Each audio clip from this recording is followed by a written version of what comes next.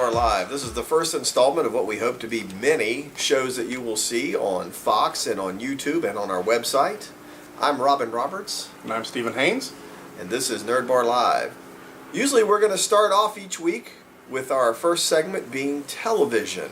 Usually you're going to hear us talk about the shows that you all watch, that we all watch, and what we think's going to happen, what you thought happened, and that kind of stuff. So, right now, we have to talk about the end of Season 4, Walking Dead. Final episode. Season finale.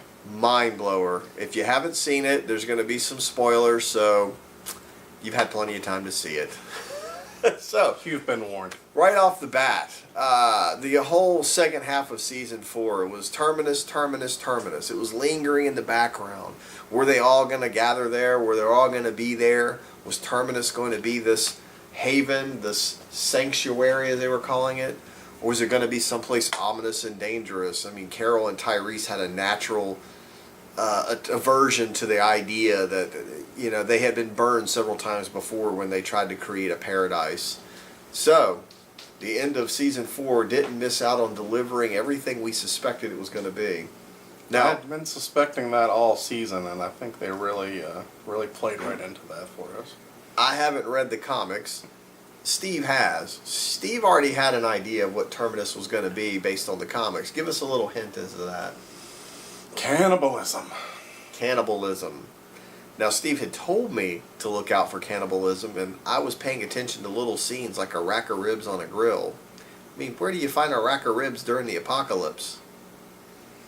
Not that many butcher shops in the apocalypse that I can People, that's where they find it. People. And then in that last scene, as they're being corralled by the snipers on the roof to head towards the train cars for just a second, we saw the scene of the boneyard. And they look like human skeletons to me. Yeah, not walker skeletons. No. Picked over human skeletons. Clean, fresh meat. So. And a lot of them. Now they're in the train car. How are they going to get out of the train car? I don't know. That's a great question. Rick seems pretty confident that they're going to get out of the train car, though. And then, of course, there's Daryl. Fan favorite Daryl. Poor Daryl. I mean, at the beginning of The Walking Dead, he had his brother. And then he had to leave his brother on the roof to die. So he thought. Then he became attached to Carol's daughter. And then he spent a whole season at Herschel's farm looking for Carol's daughter, only to find out she's a walker in the barn and they shot her in the head. Another heartbreak for him. But then he finds his brother is alive. But then his brother turns into a zombie and he has to kill his brother. So at the end of this final season, Season 4, when Rick says, you know, you're my brother, how would you feel if you're Daryl? Like, oh, well, I guess you're next on the list to go? Yeah, that's kind of a pretty awful portent for Daryl, maybe. I'm not sure. He seemed to really get behind it almost immediately. Well, and then, of course, you know, I think Rick's just glad to have a familiar face to help him out right now. Definitely. Rick needs a good lieutenant at this moment. Because Rick he's on a rampage. I mean, the show, looking at Rick, makes everything Rick does look like justifiable, like you had to do that. But think about it from the other perspective. I mean, he strangled a man halfway through Season 4 just because he didn't want him to find him. Then he bit this guy's throat out. Now, albeit this guy was going to shoot him, and he was watching his boy. Something horrible was going to happen to his boy. Oh, yeah. But, I mean, wow. It's pretty savage. It's probably the most savage a human being could be to another human being. I mean, biting their neck out is pretty hardcore. So now we all have to wait till October to see how they get out of the train car. Yeah, they got us. What's going on at Terminus. And I think the wild card now is this character, this scientist, this goofy, serious in the front, party in the back, mullet wearing scientist who says he has the cure for the zombie apocalypse, and he seems to get people to believe him and to protect him. I have a feeling he's gonna side with the cannibals because he's a survivalist through deception. Well, he is smarter than us, so I'm sure he'll figure it out. But he's deceived everybody to survive, so I don't expect that he would stop using deception as his tool of choice in the apocalypse to survive. This is true. And then, of course, Carol and Tyrese are still out there, the dynamic duo of deception as well. I mean, they finally had their little moment of coming clean and getting it all off their chest, and they seem to have let bygones be bygones, sort of. And now I think they're ready to go kick some tail also. I think they're going to be a good team, too. Well, we'll have to wait and see. We love The Walking Dead. We love the comic book even more. You can find the comics at any of your local comic shops, like XCON Comics. Get caught up. Figure out what's going to happen next. And we'll see you next week.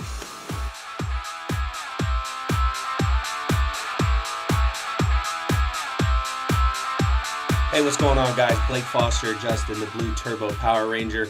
Just want to let you guys know that I'll be in Myrtle Beach, South Carolina, May 16th through the 18th for XCON. Make sure you guys come check me out. I'll be there signing autographs, and I'll be in my turbo suit. Let's do this. Shift into turbo.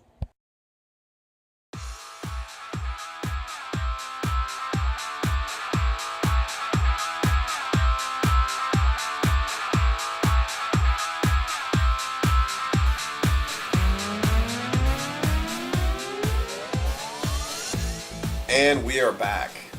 This segment is about games. Video games, board games, card games, role-playing games, any kind of game you can think of. Every week we're going to talk about what's new and exciting in games.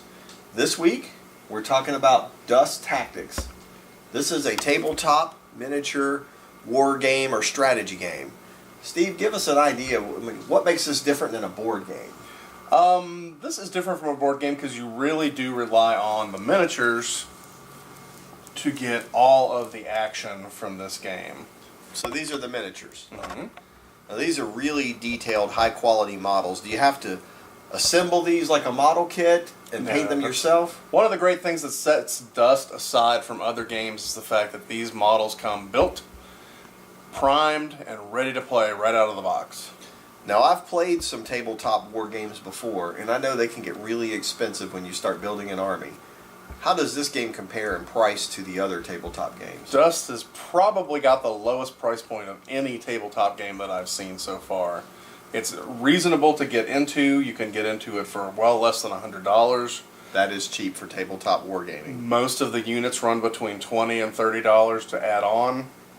It really costs almost nothing to really build up a huge army for this game, so very cost effective.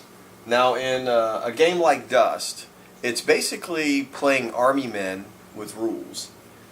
Some of the war games can get really complicated rules. I've played this game. It's very simple. I could teach you in 5 minutes how to play.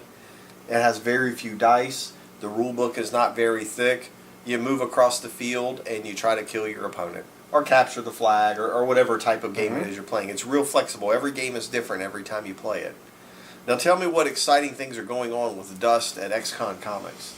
Well, here at XCON Comics we're doing what we're calling Battle for the Box. This is the box. This is the box we're battling for. It's a 2-player starter box. So do we go out into the street and duke it out? How does this work? Well, you come in, you sign up, you pay your $10. It's a $10 buy-in, very affordable. We're going to teach you how to play the game. Takes 15 or 20 minutes. Then you're going to play a sample game with us just to make sure that you've got all the rules. You know That's me and Steve. You get to play the sample game with us. It's going to be awesome. That alone is worth the $10. And then we put you into brackets with other players who will also be battling for the box. This is going to be a double elimination tournament. Double elimination, couple of weeks. Probably take about 3 weeks to play. There will be other prizes along the way, but the big prize that you're playing for is, of course, the starter box. What's the value of this starter box? Starter box is about $90. $90. It's got 2 whole armies, rule book, tile, dice, everything you need to play this game for 2 people. It's ready to go. And the great thing about this box in particular is this box is out of production now. So now it's limited edition. Oh, yeah. Now, if people were going to come in to just try this game, do we have stuff for them, or will they have to buy kits to play? I have a board set up in the front of the store all the time. We have 2 armies ready to go. You will be battling with those armies to start with, or you can actually buy some additional units and give yourself. So you don't have to buy anything to play in the game. Absolutely not. We're ready to go right there. Well, that's great. So anyone can come in and start. Now, I'm going to say this for the parents out there about these type of games, and I'm not knocking video games. We all love to play video games. And there are a lot of video games just like this, but the value of this over a video game is the computer in the video game does all the math, all the calculating. When you get your kids into playing a tabletop strategy game like this, they have all the excitement of playing the video game, but they're secretly doing the math for themselves. It's Jason Font. I'll be coming out to Myrtle Beach, South Carolina the weekend of May 14th for XCON. Look forward to seeing everybody there. Oh, and by the way, kids, don't do this while you're driving.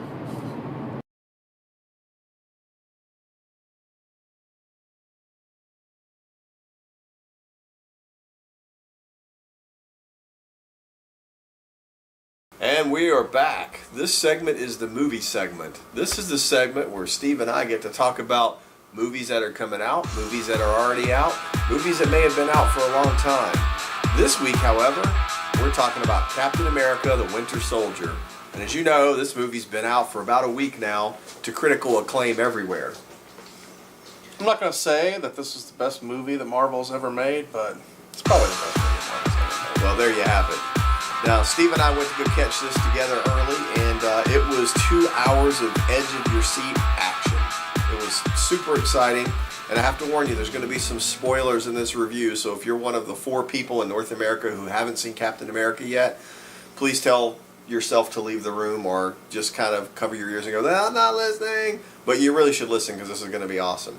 So right off the bat, we get to see Bucky again. Yes. Now, we don't know it's Bucky, but Bucky, if you don't know, is his buddy, his childhood friend, his army buddy, who fell off the train in the first movie and was presumed dead. And out of nowhere, Bucky is not only back, but Bucky is young, like Cap.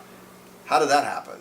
Well, as it turns out, whatever experimentation they were doing to Bucky when Cap rescued him in the first movie kept him alive when he fell off the train into that ravine. So they found him, fixed his arm up by making it all cybernetic, which is even more awesome, and kind of kept him in deep freeze so they were able to just bring him out whenever they needed to use him for something. And I understand this is pretty close to the story in the comic books for tens of years, or 20 or 30 years. This is kind of the Bucky Cap story. Yeah. As you can see here, you know, Captain America and Bucky. However, this one is more Captain America and Winter Soldier. They're not friends anymore. They're enemies right now. Now, in the movie, we get to find out that Bucky doesn't recognize Cap because they've been brainwashing him or wiping his brain. He's had his memory erased, more or less, so each mission he starts all over again fresh. So he's just told to go do what he's supposed to do, and he does it, and he doesn't even know why, really. And, of course, Captain America's all confused because he sees his friend, not only his friend that he thought was dead, but his friend that should be 80 years old or something, and here he is as young as he is, and shooting at him. This movie was also awesome for all of the Easter eggs that Marvel put in this movie. They've been known to drop an Easter egg here or there. This was full of it. I mean, as we're coming close to Easter, I guess this is their Easter present to us. Definitely. We're going to talk about a few of our favorites right now. So again, spoiler alerts. One quick one. You see Maria Hill, who was in the Avengers movie a little bit, the first Avengers movie. She pops up now as kind of Nick's most trusted agent. You see her interviewing with Stark at the end of the movie, and that's big because in the Iron Man books, Maria Hill becomes like chief of security for Tony Stark, still attached to S.H.I.E.L.D., and it's cool that they're going to kind of follow that story a little bit. Gives her a lot more time to show up in basically every new Marvel movie that comes out for the next couple of years at least. Then we also get to see one line from the Black Widow where Scarlett Johansson says, all my covers are blown, I'm going to have to go invent another one. And, Cap says that could take some time, and she says, I'm counting on it. I hope that's not an Easter egg that they're going to switch actresses on us. But I definitely think that means the next time we see the Black Widow, it's going to be different. Yeah, definitely. I hope she does reprise the role. This is probably one of the best performances I've ever seen her give. It was really, really good. Yeah, she's Black Widow as far as I'm concerned. Now, my favorite one appears to be like a throwaway scene if you're not paying attention. There was this tank of a guy. He was kind of a head of a S.H.I.E.L.D. strike force. Didn't have any superpowers. He's just really strong and a great martial artist and fighter. Real tactical savvy. Seems like he's a Hydra agent. At least he's following that lockstep. He has a great battle with the Falcon there at the end of the movie in a high-rise building. A Harrier carrier crashes into it. There's fire, destruction, everything. And you think he's dead for sure. But yet, there's this quick scene where they pull him out and they're loading him into an ambulance and he's all beat up, bloodied, and burned. I don't think they would have stuck that scene in if we weren't going to see him again. Yeah, I think that's important. It's definitely leading up to him becoming someone. He's going to be something. Now, I'm hoping he's going to be Deadpool because we all know we need to see Deadpool in the Marvel movies. And there needs to be a Deadpool movie soon, I think. Deadpool sells comics, sells toys, sells licensed material. Everybody loves Deadpool. Why not sell a movie? But they have to do it right because Deadpool can be a little cheesy too. This is a good point. One other thing we need to mention. It has been said by many that the Falcon was the first African-American superhero to appear in comic books. I think it's great that Marvel threw him into this movie, and they didn't just throw him in as like, oh, we need to have the Falcon in it. He becomes a really important part of the movie, and you can tell by the end of the movie he's going to be an important part of Marvel movies down the road. Yes, I definitely did not get the feeling that they were just throwing him in there for him to be a sort of Cap's sidekick. He definitely seemed to be a full part of the movie. And yeah, in the vintage comics, the Falcon, I mean, the title was Captain America and the Falcon for at least 10 years, probably.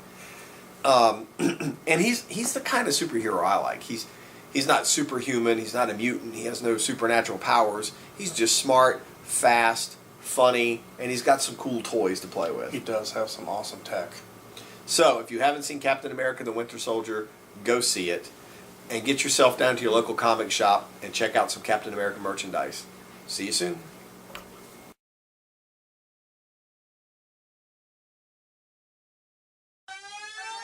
Oh, yeah.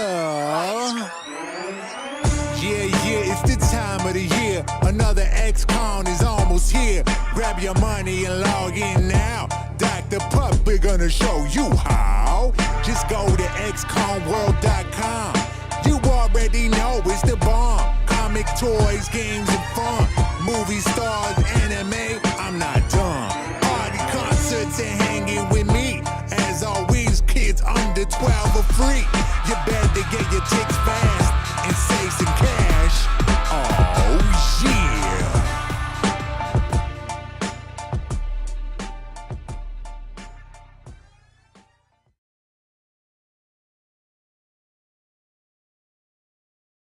Hello, here we are again at Nerd Bar Live. This segment is comic books, where each week we're going to talk about the comics that you like, that you love, that we like, and that we love. Some will be new, some will be old, some will be about to come out. Steve is the guy who runs XCON Comics. He knows more about this than me, so I'm going to pass to Steve and tell us what you have on tap this week for us, Steve. All right, well, the first book I've got is from Vertigo, which is a DC company. It's called Royals, Masters of War. This is a great new title. It essentially has the premise, what if all the royal families of the world had superpowers? It sounds like a bad idea to me. There's a lot of bad royals out there. Yes, well, this is the World War II era superpowers, so, they haven't been defamed by all of the... They get a pass. We'll call it that. I'm sure the art looks beautiful in that, and I'm sure it's pretty exciting. So that's one that Steve has picked out that you should definitely check out. Great art, great story, definitely worth a read. Let's see what else. Oh, and it's a #1. So for collectors out there, you can't lose. Buy a #1, put it away. Up next, we have Deadpool number 27, The Wedding of Deadpool. Now, I understand wedding issues are always a collector issue. Yes, they are, in fact, quite collectible. No one knows why, but people really seem ravenous for wedding issues of any comic, especially Marvel comics. And now, is Deadpool actually getting married, or is that just a spoof? Because he's known as kind of a smart aleck. Well, this is a great comic because it is essentially filled with tons and tons of short stories and vignettes from the entire comic book industry. There's some great art in here. There's some really funny stories. There's some serious stories too. It's really a nice issue. It's oversized. I do think this will be collectible. People have been really waiting for this for about all year now. Really. And Deadpool's pretty hot in comics. Oh yeah, Deadpool's as hot as it can possibly be. Hopefully we're looking for a movie soon. So, go to your local comic shop and grab this issue of Deadpool. Sounds like it's not going to be on the shelves for very long. Yeah, if you're a Deadpool fan, not to be missed. What do we have next? Well, next, we have East of West by our buddy, Jonathan Hickman. Now, this I do know about. I read this book. We know Jonathan personally. He's making an appearance at XCON this May, which is becoming a rare thing. He's not making as many con appearances, so you need to grab your books and come out and get him signed, because who knows how much longer he's going to be making con appearances. He's getting pretty busy. But what about this book? What's this book about? This book is essentially a space opera type of a sci-fi story. You got some pretty great stuff in here, really, not to mention fantastic art. And great writing. Jonathan writes it. If you don't know, Jonathan's from South Carolina, so he's a local boy, so you definitely want to support him. The story pretty much so far, in about 10 issues, follows the horsemen of the apocalypse. 3 are trying to end the world. 1, being Death, has had a son and wants to save the world for his son, creating for some great intense drama there. Highly recommended by me. I'm sure highly recommended by you. Definitely. So if you're not into this book, you need to get into it. Lastly, we have Gratisphere by local artist and musician Phil Fox. Now he's local. Yes, local to Myrtle Beach. Right here in town. Right here in Myrtle Beach. Anybody who is local will probably know Phil's band, Wicked Gift. Now, what is this book about? This book is actually about a play that he wrote as a sci-fi burlesque that he put on 2 years ago, and he's already written a part 2 for it. It has been performed, and very big hit here locally. And he decided that he would do a comic, which he wrote and did all the art for. So he did the art and he wrote it? Yes. Okay, that's pretty common for new indie books. Yes. Not so much common in the big ones. I'm going to bring that in so you can see it a little bit closer there. Now, I noticed when I picked this up from you that there's something on the back. Yes, you can actually get the combo, which gets you the copy of Gratisphere #1 and the CD with the score from the Gratisphere play. So this is a music CD of Phil Fox's band. Yes. Playing music. He also wrote the score. So written for super talented guy. So how much is this amazing product? It's $5 for the pair. Only $5. You can't beat that. It's like a foot long at Subway. But you get to support a local artist, which is so much more satisfying. Super talented, local guy. Well, that's the 4 books we have for you this week. I'm sure we'll have more for you next week. Remember, get to your local comic shop, buy the books you love, and try to support your local artist. Until next week, we'll see you.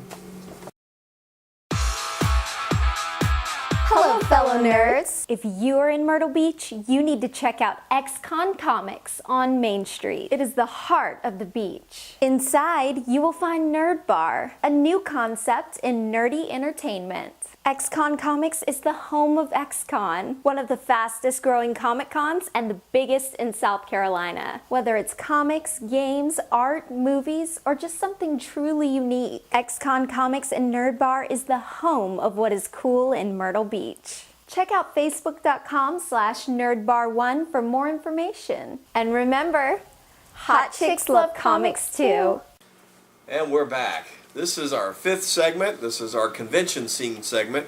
This is where we talk about comic book conventions, fan conventions, horror conventions, other special events in and around things that we like to do, video game tournaments, things like that. All the cool stuff. Right, and the first thing we have to talk about, since it's almost here, is something called Free Comic Book Day. Oh, yeah. Now, I understand this is a national thing, maybe international, I'm not sure. It's international, definitely. How did Free Comic Book Day come about, and who really puts that on? Free Comic Book Day came about initially because the comic book industry decided not enough people knew about comics. So they got together with comic distributors and the comic creators and started creating this yearly event, kind of like a holiday almost, where people can learn about comics that have maybe never seen them before. And I'm guessing by the name, people get free comics? Yes, exactly. How many for one free comic? There are dozens to choose from. Really every kind of comic you can think of, from kids comics all the way up to adult comics. Everything across the spectrum, from superheroes, sci-fi, fantasy. I understand each comic book store kind of sets their own rules as to how they give out the comics. Mm-hmm. But if someone were to come down to XCON Comics in Myrtle Beach, how many comics could they get for free, and what kind of rules are there? The rules are, if you come in for Free Comic Book Day, and you just want to come in and get the free comics, you can get 5 comics. 5 free comics, no obligation. No obligations. You can take it home today. If you make a purchase, then you can pretty much get one of everything if you want. Is there a minimum purchase to get There's one? not really a minimum purchase, but So spend 10 or 12 bucks, and how many free comic titles are we going to have? there's going to be at least 30 or 40 this year. 30. Wow. So you come in and spend 10 bucks, and you could possibly walk away with 30 free comic books? I don't see how you could not spend at least 10 bucks. We have a lot of cool stuff here. I'm going to have to be here early for that. So what day is that? That is May 3rd, which is a Saturday. It's always the first Saturday in May every First Saturday in May, May 3rd, XCON Comics, or your local comic shop. I'm sure there's one near you. Now, we've been talking about XCON Comics, and XCON Comics is, of course, named after XCON, South Carolina's largest 3-day comic book convention. That is coming up also in May, May 16th through the 18th. Here's our nifty little poster we have for this year's show. The posters will change, so you're going to see various versions of these posters all over South Carolina, North Carolina. In fact, what is XCON if you don't know? It is 3 days of fun at the Myrtle Beach Convention Center. We're going to have guests, games, contests, vendors, vintage toys, vintage comics, children's costume contest. I mean, we'll be talking about this in the weeks coming up. It's amazing. Right now, I want to talk about a few of our guests, though. One of the guests you see is Daniel Logan. Who's Daniel Logan? Daniel Logan played the young version of Boba Fett in the Star Wars prequels. And he also plays the regular version of Boba Fett in the Star Wars Clone War animated series. So he's the voice of Boba Fett, both in the movies and in the animated series. Yes. Amazing. And then I see Lou Temple. I recognize him because I love watching The Walking Dead. Oh yeah, Lou Temple is a fan favorite. He's been in dozens of horror movies. He also had a very long career as an anime voiceover artist. And I understand XCON's going to have a surprise Walking Dead guest this year. Yes, but we can't tell you who. Because it's a surprise. Also, you'll notice we have 2 Adventure Time voice actors. The Flame Princess and Marceline the Vampire Queen. Mm-hmm. So, my favorite Marceline the Vampire Queen is right here. And here's the Flame Princess. Now, I'm going to give you guys a little bit of a hint. If you come down to XCON and you're going to get some autographs and things like that, that's really, really cool. But when we get voice actors, a really cool thing to do is to get them to record your greeting on your cell phone. Nothing is cooler than having a well-known cartoon character greeting people on your cell phone when they hit your voicemail, and you can tell them it's actually the person who voices that character. It'll pretty much make you the coolest person you know. Oh, I'm totally going to have Marceline the Vampire Queen do my voicemail. So, that's all that's going on at XCON. There's a lot more. We'll be talking about XCON in weeks to come. We'll be talking about other events. We'll be talking about all kinds of activities that are going on. Of course, the show's called Nerd Bar Live because we have a Nerd Bar, and there are events going on there every Thursday, Friday, and Saturday night.